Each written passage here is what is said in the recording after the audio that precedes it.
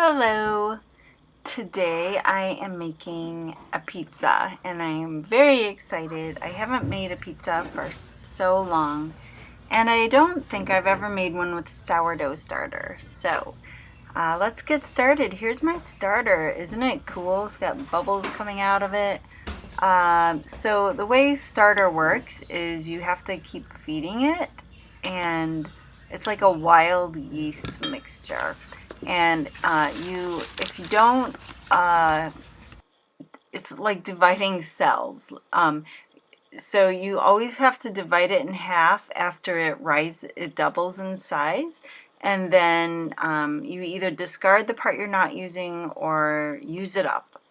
So I'm taking half of this and making pizza with it, and the other half I am discarding. And I'm also, I've let this sit overnight and fed it 3 times because you have to reactivate it if you put it in the fridge, if you know anything about sourdough. I'm just learning, but I'm having fun. And okay, so this is I think the final sponge or something. When you first saw it with the big gigantic bubbles on top, that was when I took it out of the fridge. And so this is just after feeding it 3 times. And now I'm actually making my pizza dough. And I got the recipe online. I'll put a link below. It's from King Arthur flour. I did not add the dough flavor. There's like a pizza dough enhancer or something that you can buy from King Arthur flour. It sounds great. Probably makes it taste more Italian-y or something. I don't know. But this is a pretty American pizza. I mean, it's sourdough, and also I'm doing pepperoni and green peppers. One of my favorite combinations. I am really picky about my sausage. There are a ton of Italian restaurants in my town. So we have a lot that have really good kitchens, and they make everything from scratch, their own sausages and everything. So I usually get from one of those, and then when I want sausage pizza. So now we're just working out the dough before we let it rise.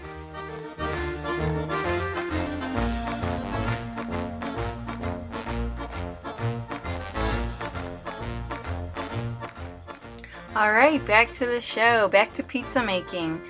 Time to make the sauce. I put a ton of onions in this sauce. Just because. And not much garlic. Sometimes I put a lot of garlic. It depends on what flavor, but with pepperoni I don't like garlic. I kind of like the sweet sauce with the salty. So I bought, just at the regular grocery store, a block away from me, I got 2 kinds of cheese. I got a whole milk. This is just regular mozzarella, but it's so soft that I can't grate it. It's just like, it's like mush. It's like burrata cheese. And then this one is better for grating. It's the low fat, low moisture cheese. So I think, well, maybe I'll like slice it, and then I'm like, no, slices are too thick and it's hard to cut. So I'm grating now the low moisture one. Okay, these are the tomatoes I wanted to show you. I got some San Marzanos, which are awesome. They're usually kind of pricey, but they had a good sale. But I'm just using the crushed tomatoes, and the huge can was only $1.50. Okay, I almost edited this out, but this is me using my fingers to break apart the giant ball of mozzarella that was like too soft to shred on the grater. And I didn't know what else to do with it because I didn't want giant slices on my pizza. It kind of comes apart like string cheese, so I'm just stringing it with my clean fingers. I'll leave this part, we'll leave this so you can hear it.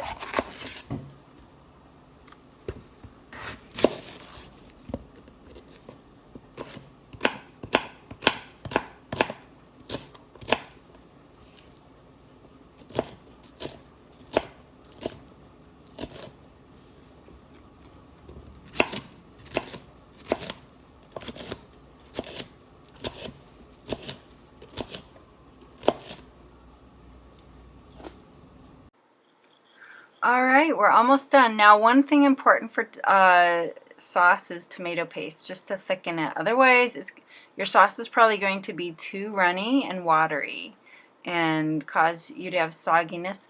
Oh, fresh basil or dried, except that this isn't basil, it's mint. So I smelled it first. I'm like, oh no, we're not putting mint on the pizza. So I used some herb de Provence, which is kind of a little not typical, but it does have oregano in it. So there's also lavender though and thyme. But yeah, I just put a little of that to add the flavor. And then actually, I think that would be good for a vegetable pizza, the herb de Provence with maybe like asparagus or something on top. I'll have to think about that. Alright, so here are my two kinds of cheeses, and I am very generous with my toppings. It says to put it on a greased sheet, and I always put parchment paper down and grease the parchment because I have had it stuck, the pizza stuck to the cardboard, and I also don't use a pizza roller, so I like to lift the pizza when it's done off of my jelly roll pan so that I can cut it on a large cutting board with just a regular knife and not have like a cleaver type knife, and then I don't have to deal with the edges. Otherwise I can't cut the crust because I bump into the edges of the pan. Alright, this one, oh, I love how colorful it looks when it's uncooked. It's just very Italian looking. Some fresh basil. The whole plant was as much as the little tiny packet, so I just bought the whole plant. Alright, here we go. Fresh out of the oven. Hope you enjoyed this video and it inspires you to make some pizza.